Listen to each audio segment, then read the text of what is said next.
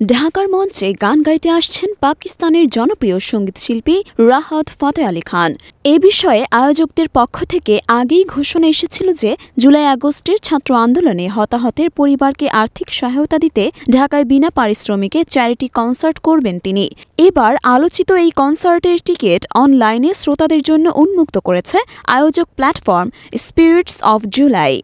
Online ticket platform get set রকে সোমবার রাতে সবার জন্য অনলাইনে টিকিট ছাড়া হয়, যেখানে দেখা যায় ভিআইপি টিকিট 10,000 টাকা, ফ্রন্ট রো 4,500 টাকা ও জেনারেল টিকিট 2,500 টাকা মূল্যে নির্ধারণ করা হয়েছে। এছাড়া একই দিনে নাকি কনসার্টের ফাইনাল লাইন আপ ঘোষণা করা হয়েছে। রাহাত ফাতে আলী ছাড়াও এদিন অনুষ্ঠানে দেশীয় ব্যান্ড আর্টসেল, চিরকুট, অ্যাশেজ, আফটারম্যাথ, র্যাপ সঙ্গীতশিল্পী শেজান, হান্নান ও সিলসিলা গান পরিবেশন করবেন। এছাড়া অনুষ্ঠানে জুলাই বিপ্লবের গ্রাফিতি প্রদর্শনী, মঞ্চনাট্যও হবে।